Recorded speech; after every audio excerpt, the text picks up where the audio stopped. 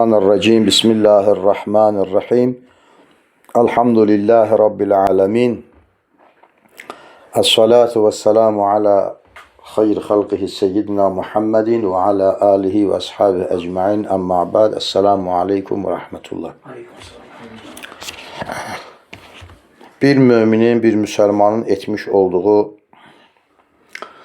salih əməllər və etmiş olduğu günahlar ki var, bunların mütləq müminin həm ruhani aləminə, həm də ətrafında olan insanlara, çevrəsinə mütləq yaxşı və ya pis təsiri var. Yadıma düşən misallarla bunları qeyd edeyim. Bu mövzu çox maraqlı mövzudur. Ümumiyyətlə, İslam'a aid bütün mövzular maraqlıdır, xüsusən də bu. Məsələn ki, Peyğəmbər əleyhissalam buyurur ki, əgər bir nəfər namaz qılmırsa, 40 ev sağa, 40 ev sola, 40 ev arxaya, 40 evdə önünə bütün qonşularını ziyan edirdir.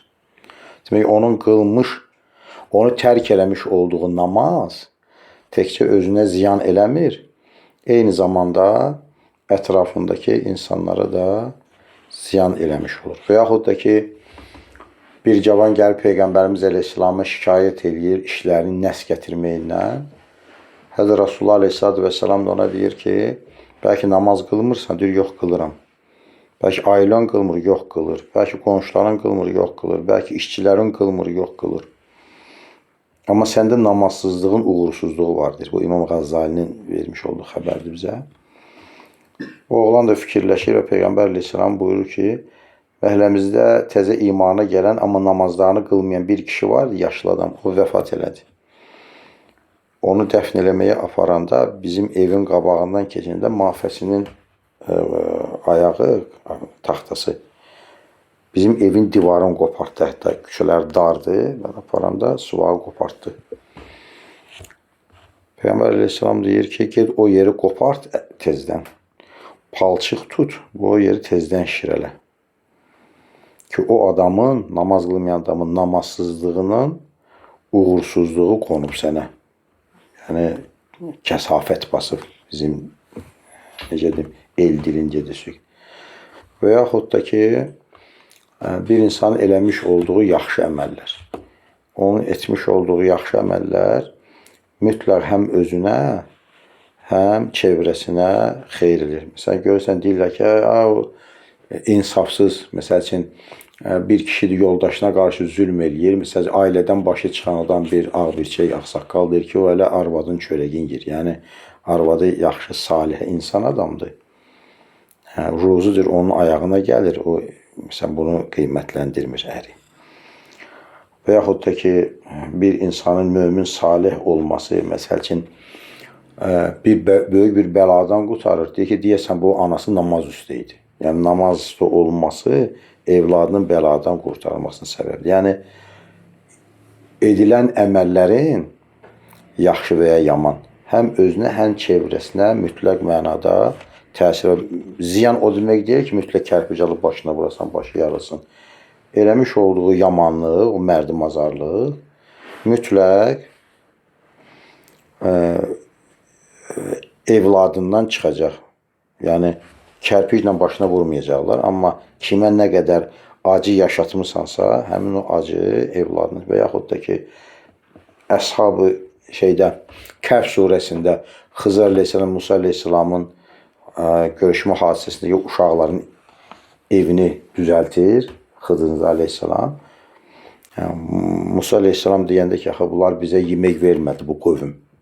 Qonaq saxlanmadılar. Sən niyə onların evlərini düzəltirsən deyəndə Musa əleyhissalama Xızır əleyhissalam deyir ki, bunun 7 nəsil arxada babası olub, o çox xeyrsevər bir adam olub. O qədər xeyrsevər adam olub ki, onun xeyrsevərliyi bu günlər onun 7 nəsil sonra evladının, o yetim uşaqların evlərinə 2 peyğəmbərin gəlməsinə səbəb olub. Yəni, Musa əleyhissalamla Xızır əleyhissalama o uşaqlar çörək verdilər. Əslində o çörəyi uşaqlar verməyib. 7 arxa qabaqda olan bəlkə ölümünün üstündən 100 illər keçən babasının yaxşılıqla nəticələndi ki, qabaqlarına Peyğəmbər çıxdı. Uzun olmasan, bu istiqamətdə, bu mövzuda istəyirəm ki, bir-iki misal deyim sizin üçün. Süfyan-ı Sevri rəhmətullahi aleyh həzrətləri Sələf-ü Salihinin böyüklərindəndir. Deyir ki, yaxşı və pis əməllərin özlərinə məxsus qoxuları var, iyləri var. Yaxşılığın, görülən yaxşı əməlin qoxusu yaxşıdır, pis əməlin qoxusu da pisdir.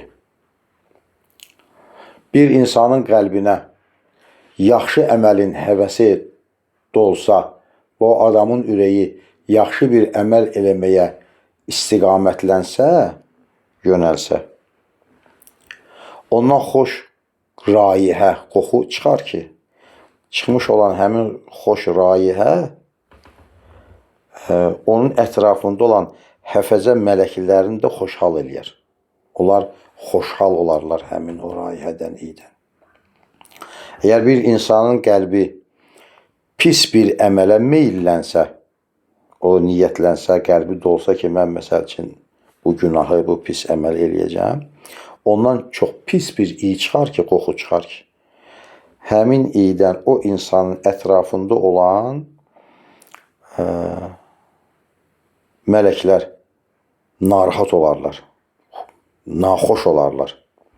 Görsən bir yerdən keçirsən, bir çox pis bir iy gələndə, hələ bil ki, qozun içində ləpə yığılan kimi, o bürüşən kimi, insanın beyni də başının içərisində ki, bürüşür o pis iydən. Peyğəmbər əleyhissalam da deyir ki, sallallahu aleyhi və səlləm buyurur ki, israf eləməyin də, çox hədislərdə buyurur ki, qənaət eləyin filan filan. Amma ətir alanda deyir, qənaət eləməyindir. İsraf sayılmır daha doğrusu. Ətirə verilən pul, məsələn, 300 manat, 500 manat vermirsən, ətir almısan. Deyir ki, o israf deyil, ətir. Çünki ətir insan halını xoş eləyir. Bunun kimi də insanı etmiş olduğu salih əməllərdən zahir olan iylər mənəvi qoxular. Mələkləri sevindirir. Onları xoşhal edir. Pis əməllərin raihəsi isə mələkləri tədirgin eləyir. Süfyan Sevri Həzrətləri də öz bu hadisəni çəkdiyiniz öz fikrini deyir və buyurur ki, necə ki o mələklərin varlığı sizi naxoş eləmir, narahat eləmir o mələklərin varlığı. Siz də öz pis əməllərinizlə mələkləri narahat eləməyin. Məsəl üçün, mələklərin özlərinin xoş ətri var da. O xoş ətir, əgər ki, bir mömin adamdırsa, mömin adam məsəl üçün mələkləri bir dəfə mələk görsə, ömür boyu günah eləməz. O mələyin görməyin sevinci ilə yaşayar. Onun ətrini bilsə, onun sevinci ilə yaşayar. Mələklər sizi iləndir, həfəzə mələkləri. Etmiş olduğunuz günah əməllərlə onları narahat eləməyindir Peyğəmbərimiz sallallahu aleyhi və səlləm. Süfyan-ı Sevri rəhmətullahi aleyh. Peyğəmbərimiz əleyhissalatü vesselam bizə hədis şərifdə nə buyurur? Buyurur ki, Əl-həyəu vəl-gayyu minəl iman. Bir insanın həyalı olması və sükunət içərisində olması onun imanlı olmağından. Bir adam imanlıdırsa, bir adam mən imanlıyam mı, imanlı deyiləmmi, özüm üçün bunu müəyyənləmək istəyirəmsə və ya bir mömin özü üçün kimisə müəyyənləmək istəyirsə, onun iki göstəricisi var. Birincisi nədir? Həyat, bir adamın utanğac olması, ikincisi isə əl-gayyu, adamın susqun olması. Bu imanın əlamətlərdir. Və huma, və bu iki şey yuqarribani minəl cənnə, insanı cənnətə yaxınlaşdırır. Və yubaidani minən nar, və bu iki şey insanı cəhənnəmdən uzaqlaşdırır. O iki şey neydi? Biri həya, biri susqunluq. Lağlaq adam, boşboğaz adam, laqqırtı döyməyi xoşlayan adam, sonra latari danışan adam, əziz qardaşım, özünə aid olmayan məsələlərə müdaxilə eləyən adam sözü ilə. Bu adam xoş adam deyil. Xoş adam o adamdır ki, sükunət sahibi olsun. Bu sükunətli olması, bu adamın həyalı olması, utanğac olması onu cənnətə yaxınlaşdırar və cəhənnəmdən uzaqlaşdırar, buyurur Peyğəmbərimiz əleyhissalam. Və hədisin davamında buyurur ki, vəl fəhşu vəl bəzau, bir insanın da tərbiyəsiz olması, vəl bəzau və həyasız olması. Hayasız adam utanmaq sifətini, xasiyyətini itirən adam, hayasız adam və əxlaqsız, tərbiyəsiz adam. Bunlar nədir? Minəş-şeytan şeytandandır, artıq imandan deyil. Yəni bir adam iman davası eləsə, amma həyasız adamdırsa və əxlaqsız adamdırsa, ya bu imandan deyil. Bu şeytandandır, bu şeytani sifətlərlə müttəsif olub, sifətlənib. Və huma bu iki şey yuqarribani minənnar, insanı cəhənnəmə yaxınlaşdırar və yubaidani minəl cənnə və cənnətdən də uzaqlaşdırar. Bəzi adamlar belə deyirlər. Məsələn, söhbət eləyirik. Deyir, mən deyir, heç kimin dalınca danışmıram. Sözüm var, demək lazımdırsa utanmıram, çəkinmirəm. Mən üzünə deyirəm. Güya üzünə demək qəhrəmanlıqdır ki, dalınca danışmaq pis şeydir. Amma bir adamın utanmayıb üzünə deməsi də bu da hayasızlıqdır.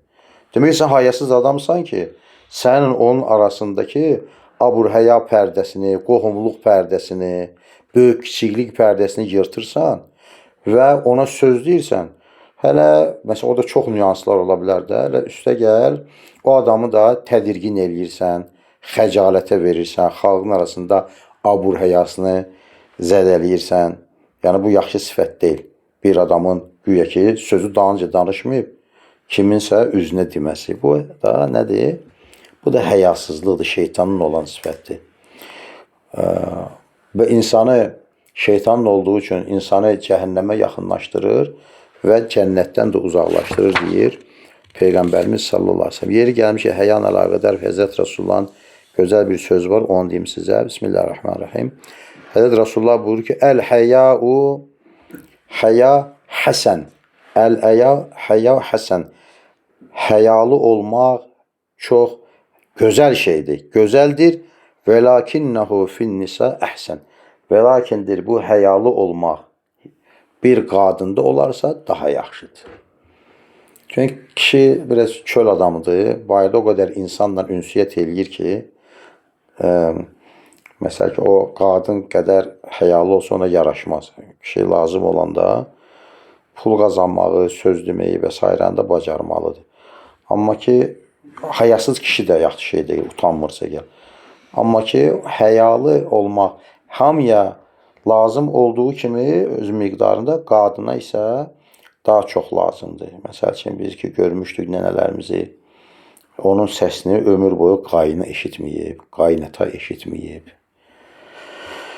Məsəl üçün, həya saxlayırdı, utanırdı.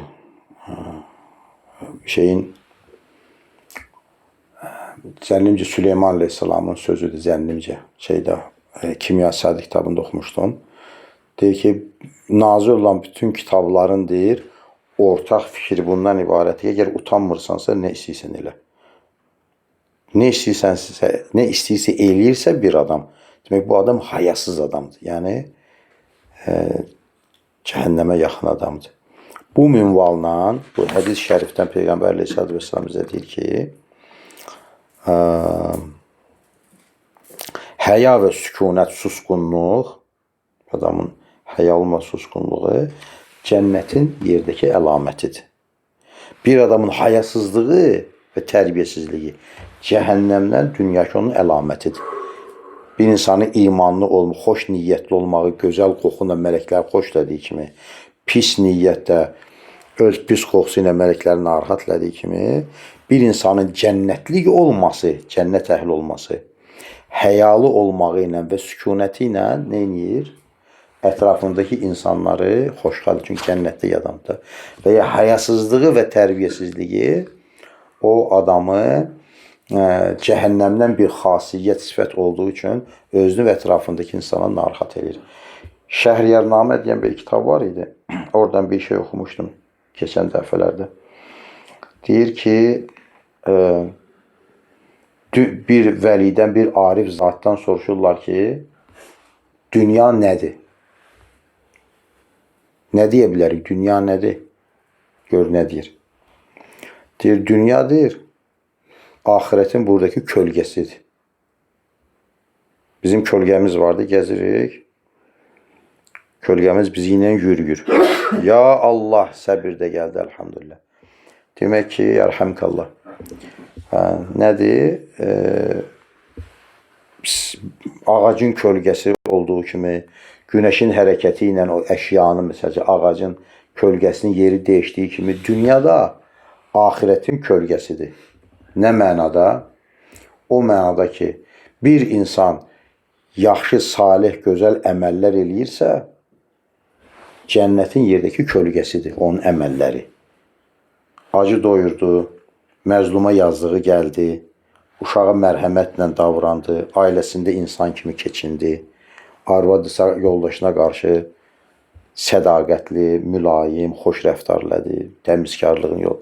Kişidirsə ailəsinə, balalarına qarşı məsələn, halal yedirtməklə, onlarla xoş keçinməklə rəftar elədi, zülm eləmədi, məzlumun yanında oldu. Bu nədir?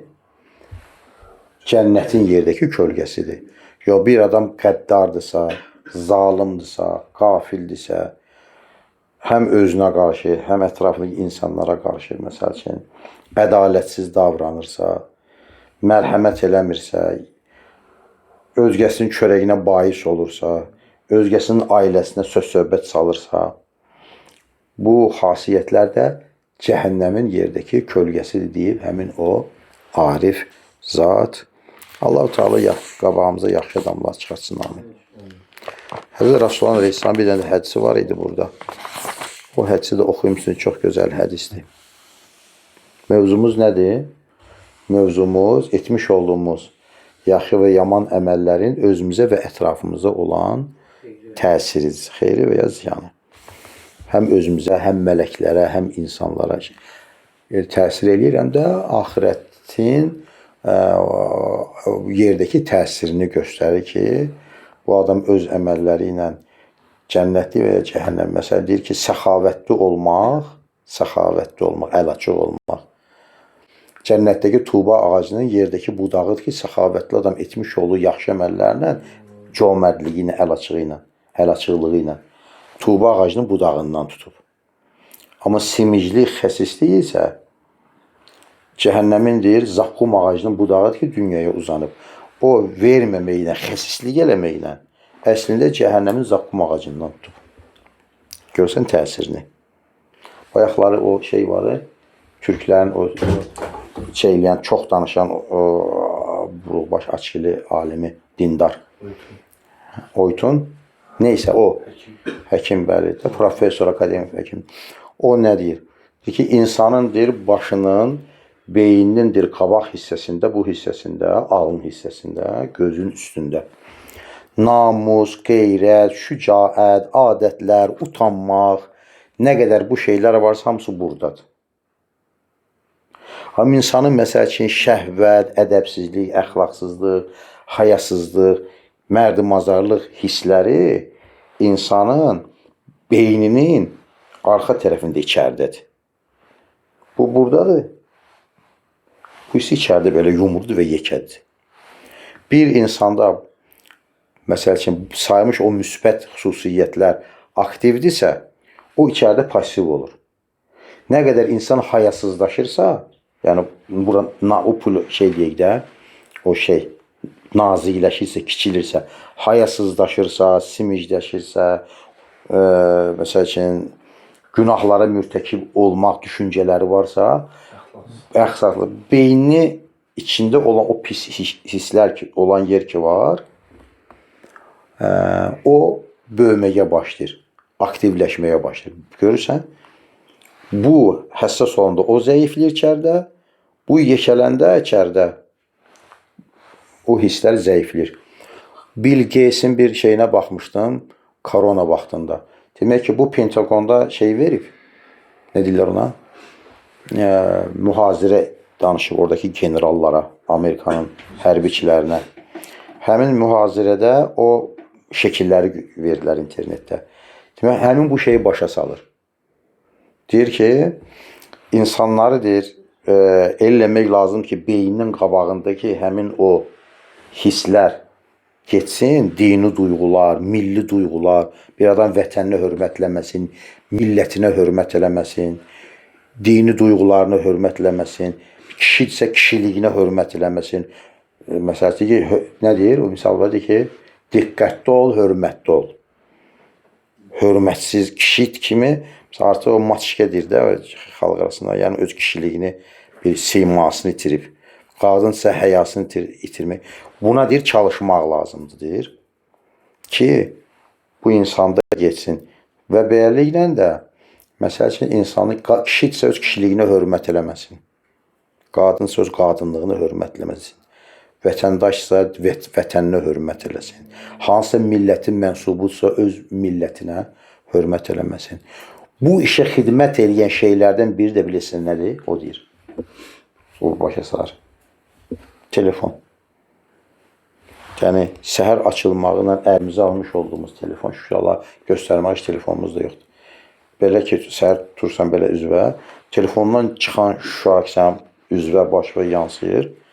Yavaş-yavaş həmin duyğular gedir. Görürsən, indi son zamanların uşaqları, xüsusən sivil ailələrdə, telefon əllərində yeməkləri, içməkləri, yatmaqları, oxumaqları, avtobusda gəzməkləri, sinifdə oturmaqları, pul qazanmalı, hamısı belə gözlərinin qabağında. Və əsasən də valideynlərinə qarşı çox hörmətsizdirlər. Dinlərinə qarşı çox hörmətsiz. Belə din barəsində elə danışırlar ki, bir sinif yoldaşı barəsində danışırlar. Əvvəlki devirlərdə, məsələn, bizim telefondan qabaqki devirdə də, məsələn, insan nə qədər də şey olsaydı, belə də, belə şuluq olsaydı, onunla dini məsələlərdən danışanda deyir ki, danışmağa bir mövzu qalmışdı, başqa şeydən danışır. Yəni, qorxurdu o mövzudan danışmağa. Elə bir ki, saqqızdan danışırlar, öyle rahat-rahat danışırlar ki, belə Peyğəmbəri müzakirəyə qoyurlar, Quran uşaq deyə heç bir nailiyyəti yoxdur. Heç bir həyatda bir nöqtə qədər nailiyyəti yoxdur, bunu mən eləmişəm deyib. Hələ ki, oxuyur. Yəni, oxumaq hələ ki, nailiyyət deyil də, onun nəticəsi hələ məlum deyil oxumaq. Allah axırımızı xeyirləsin. Neysə. Həzrət Rasullahın Əbu Hureyreyə bir müraciəti var. Deyir ki, ya Əbu Hureyrə radiyallahu anh, kun varan. Ey Əbu Hureyrədir, iffətli oldur, utanğac oldur, iffətli oldur. Takun əbədən nəs. Əgər istəyirsənsə ki, insanların içərisində abid olasan, ən ibadət eləyən olmaq istəyirsənsə xalqın içində, həyalı. Sən demə, abid olmaq, namaz qıl, oruç tut, ümrəyə git, hacca git deyil. Əgər sən həyalısansa, bir sözü kiməsə deyəndə onu aparıb gətirirsənsə, deyimmi, deminmi, məsələn, paltar geyimmi, geyimmi, sən abid adamsan. Sonra nə deyir? Və kun qənəən təkun əşkərən nas. Əgər istəyirsənsə ki, şükür edin, yəni şakirlik özü böyük bir evliyalıq məqamıdır. Allahın verdiyi bütün nemətlə şükür eləmək. O məqamı əldə eləmək istəyirsənsə, qənaətçil ol. Allahın vermiş olduğu həyatı var. İndi məsələn, xalq hər şeyləri var, amma nankordular. Hər şey yeyirlər, nankor. Hər şey geyinirlər, nankordular. İndi kütləyə aid deyil, amma əsasən Baxıb görürsən ki, heç kim həyatından, yaşantısından məmnun deyil. Məmnun olsaydı kəndlər niyə boş qalırdı ki, məsəl ki, və yaxud da ki, şəhərdəkilər niyə varlandıqca varlanmaq istəyirlər. Bu yaxlar göstərdilər Azərbaycanda birisini, indi ad çəkməyim, evindən 17 milyon pul çıxıb. 17 milyon dollar pul çıxıb. Göstərirlər özü karabkalarla. 17 milyon dollar. Allah səni gözü doldursun. 1600 yaşın var sənə, bugün sabah gəbərib çıxıb gedəcəksin. Demək, sistemin özü Qur'an sistemi olmadığı üçün heç kim halal qazanmağı da fikirləşmir. Heç kim də qazanmış olduğu halaldan zəkat çıxartmağı da fikirləşmir. Hamı kiminsə qulağını kəsməyə qənimət bilir. Və heç kim də dini bəgəmir. Deyir, nə badı uşaqlarımızı da öyrətmir. Məktəbdə yox ha. Bayır-bucaqda yox ha. Ay valideyn, ata-ana. Nə badı birdən sən də uşağıma din öyrətərsən. Səni də cigərbi çıxartırım. Allah axırımızı xeyirləsin. Və əhəbbə linnəs mə yuhibbu li nəfsikə təkun müminən. Bilir ki, filan kəs çox mömin adam idi. Mömin olmaq nə deməkdir? Kim mömin olur? Möminliyin sifəti nədir? Deyir ki, özün üçün istədiyi insanlar üçün də istəyirsənsə, sən mömin adamsan. Və əhsin civarə mən cavarəkə təkun muslimən. Əgər qonşularınla paylaşırsansa, qonşularınla yaxşı keçinirsənsə, amma mömin adam əgər deyir ki, əgər müsəlmansansa, gördüyü, eşitdiyi, qonşuluqda olan şeyi danışmaqla, əziyyət eləməklə möminliyi itirmə, müsəlmanlığı itirmə. Müsəlmanlıq namaza gəlib, meşdə gəlib, dombalaq aşmaq demək deyil. Müsəlmanlıq elə birinci ondan başlayır ki, əgər müsəlmansansa, qonşuya hörmət elə, qonşudakı ağsaqqala, sənə Quran öyrətənə, sənə Allah Əkbər öyrətənə, sənə əlindən tutub səni meşdə aparana, sənə əlvə Quran verənə, sənin qadınlarının başına örtük təbliğ eləyənə, sənə halal haram öyrətənə, sənin kəbinvi kəsənə, sənin üçün elçi gidənə, əgər möminlik iddiasındasansa, müsəlmanlıq iddiasındasansa. Və qillə dəhikə fə innə kəsrətə dəhki tumitul qalb. Buyurur ki,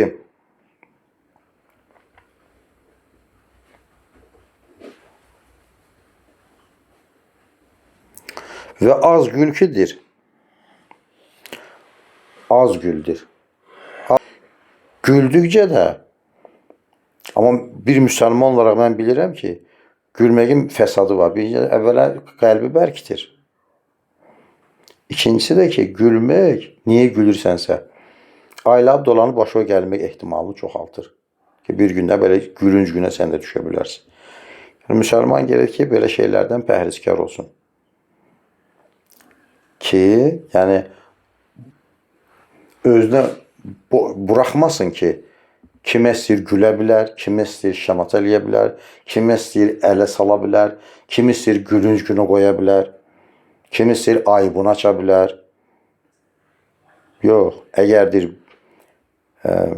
belə bir yol tutmusansa, doğru yol deyildir, az gül. Çünki gülmək neynir? Qəlbi qaraltır. Məsələn, sıra günlərdə burada bir yoldaş var idi ya, dəfələrlə ona irad elədik, telefonu yığışdır, filanı nəyinə. Görürsən, söhbət çatmır ona. Niyə çatmır? Çünki hər şeyi gülməyə salır. Amma həyatda gülməli heç bir şey yoxdur. Dünya, həyat nə yeridir?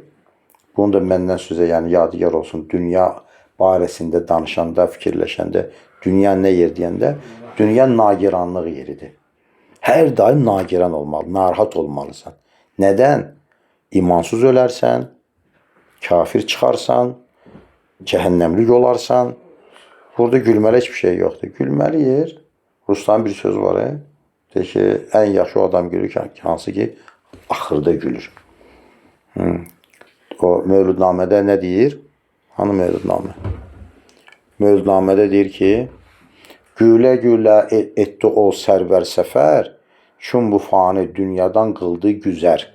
Bir oğlandır, çox mevlud verib Peyğəmbər aşıq olub deyə, öləndə gülə-gülə ölüb, üzündə təbəssüm olub. Gülə-gülə etdi ol sərvər səfər, çün bu fani dünyadan qıldı güzər. Sandılar qövmü ki, ani ölmədi. Diri midir, kimsə ani bilmədi. Hazır etdilər həmandən bir təbib, dedilər ölüb gör bu qərib. Çün nəzər qıldı cəmalinə anın, afərin etdi kəmalinə anın. Dedi bilin, bu igid ölmüş durur. Leyki buna, yəni lakin buna haqq nəzər qılmış durur. Gözün açdığı ol civan ol dəm həman, qövmünə dedi ki, olun şaduman. Ölən adam gözlərini açır, deyir ki, olun şaduman. Haqq mənə bu dəm təcəlli eylədi, lütf edib məni təsəlli eylədi. Olmadan cənnətdə yerimi görmüşəm, Mustafa'nın meclisinə irmişəm. Etdiyi üçün mövluduna hörməti, Haqq Taala ona etdi rəhməti. Güldügüm budur mənim dedi, bilin. Mustafa'nın meclisin mövludun qılın dedi. Öləndə gülmək lazımdır. Ağlamalı şeylərə burada gülməli nə var ki? Hamısı ağlamalı şeylər də burada. Allah Teala axır aqibətimizi xeyirləsin. Son nəfəsdə gülməyi hər birimizə nəsib eləsin. İmanla, İslamla dünyanın ayrılmağı nəsib eləsin. Dünya axirətdə Allah Teala'nın bizi Həzrəti Rasulullahın sevdası ilə, eşqi ilə gülməyi və qəlbimizin fərəhnak olması niyyəti ilə bugün 3 dəfə salavat şərifəni cümə axşamı oxuyuruq. Allahümmə salli və səllim və barik alə seyyidina Muhammedin nəbiyyil ümmiyyil habibil alil qədril azimil cahi və alə alihi və səhbihi və səllim. Allahümme salli ve sellim ve barik ala seyyidina Muhammedin nebiyyil ümmiyil habibil alil kadril azimil cahi ve ala alihi ve sahbihi ve sellim. Allahümme salli ve sellim ve barik ala seyyidina Muhammedin nebiyyil ümmiyil habibil alil kadril azimil cahi ve ala alihi ve sahbihi ve sellim. Subhan rabbike rabbil izzati amma yasifun ve selamun alel murselin. Velhamdülillahi rabbil alamin. El Fatiha.